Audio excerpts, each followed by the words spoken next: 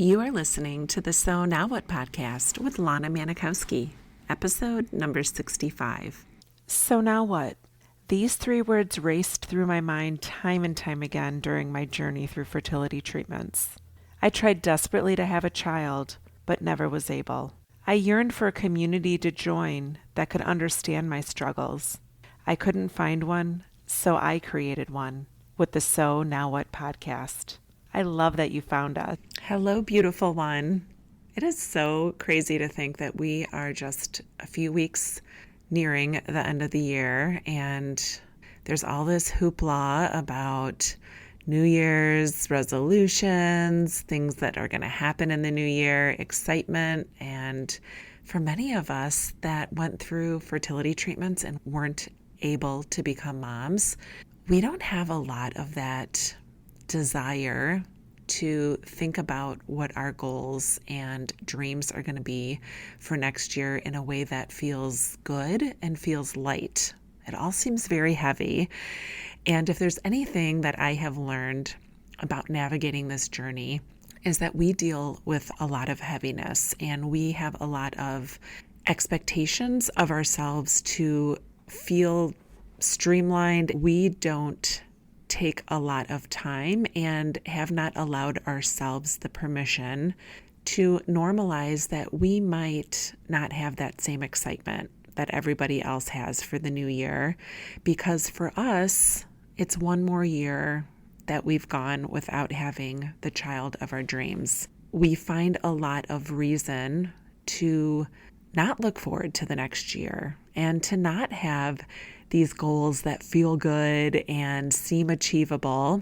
So we're going to talk about that this week, and we are going to talk about how to build more desire for yourself and for your future. If you've heard me talk about Thrive After Infertility, it is one of the most beautiful experiences that I get to play a part in every week. It is a small group of women who have gone through fertility treatments and weren't able to become moms. And we come together and talk about what's going on in our lives and how we want to create goodness from the sadness that we've experienced, and how we really want to thrive and feel fulfilled, even though we didn't have the family of our dreams. One of the exercises that I work on with this group is called an I desire statement. Let me tell you about how that goes.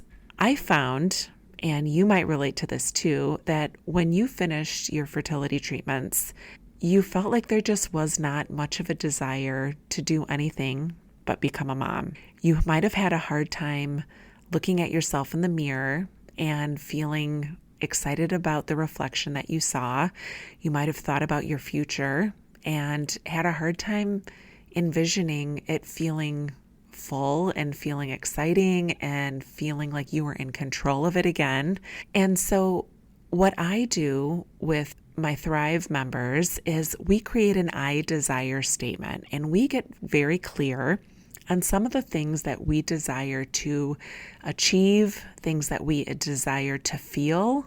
For me, and I think my students would agree, this allows you to start to dream again and start to figure out what it is that you even want with this future of yours.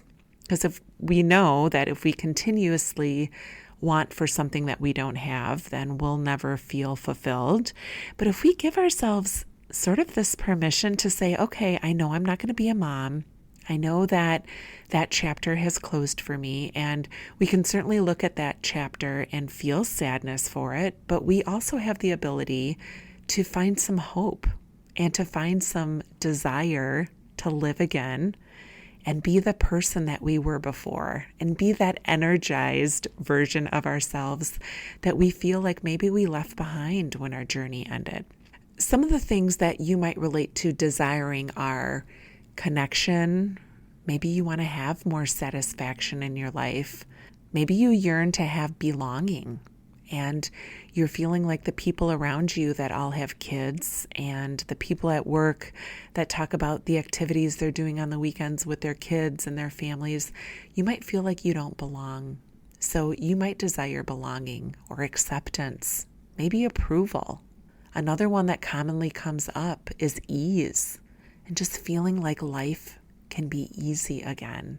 Maybe you desire to have some freedom and giving yourself some understanding and some grace. So I desire statements for me have been an opportunity to let myself start to think about what it is I truly want. If motherhood and children aren't on the table for me, what do I want in my future? What feels good to me? Maybe I'm not ready for it right now, but I know one day I desire something. What is that thing for you? Maybe you desire something, but you think it's not available to women without children. Write that down too. So when you create your I desire statement, you're basically allowing yourself to start to dream again and maybe start to give yourself a little bit of space from this area that had you feeling captive, and maybe you felt like you weren't in control for so long because you were in a holding pattern and you were just waiting to find out if this was going to work out for you. And I know it's hard to let go of that holding pattern and to feel like even excited about being in control of your life because you're just not sure what that life is supposed to look like. You don't know people who talk about what it's like to live a life that feels good. And it all seems so foreign. And, that's why I started telling my story, because I felt like there just was no example of women out there that were truly talking about life feeling good. So I created this belief that my life would just be average. And because I couldn't become a mom and I didn't have the children I always dreamed of, my puzzle would always have a few missing pieces. When I started realizing that I could reframe that story and I could start to desire things that seemed lighter to me and seemed worth dreaming about, that's when my story started to unfold. And that is why it's so important to learn that you do not have to feel beholden to your infertility forever. Being infertile does not need to be the definer of who you are today. Being infertile does not need to be a scarlet letter on your chest. It could just be part of who you are and part of your journey. And maybe being infertile was the reason that you decided to go in on yourself and do the work that allows you to feel great again and feel fulfilled and thrive and be the woman who was so goal achieving and full of life before you got your infertility diagnosis. So as you're coming towards the end of the year and you're feeling like everyone's talking about what they accomplished and what they want to do in 2023, and you're feeling kind of stuck, you are just in the right place to start our next group of Thrive After Infertility. I'm going to open the application process in January. I have space for 4 students, and I would love for you to be one of them. I would love for you to know what it's like to be in charge of your life again, and what it's like to create a story that feels true to you and feels good to you and feels free to you, because that is available. I know that it seems hard some days, and maybe most days. It feels like you're just too far gone, or maybe that your infertility story is just too sad, and people that went through what you went through just don't come to the other side of things. And I want to tell you that that's false. And you can have hope, and you can have desire, and you can create freedom in your life to be the most magnificent and amazing version of you. And if I could say honestly, even more happy than you could have ever imagined being without children. So if that sounds of interest to you, I would love to take you on this journey with me, because it is so much fun. One of my greatest days of the week is Wednesdays when our team meets.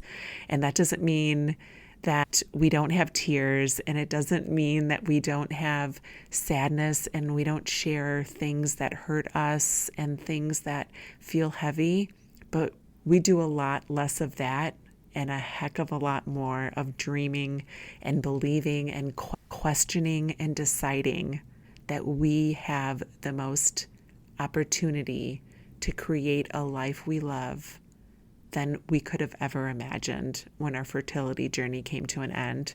So I hope you have a beautiful week.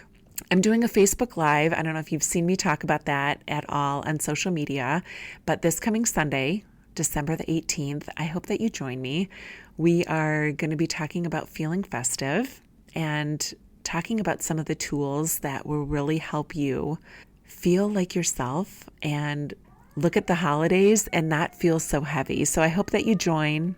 Have an awesome week. And remember, it is never too late to discover your meaning. I'll talk to you next week.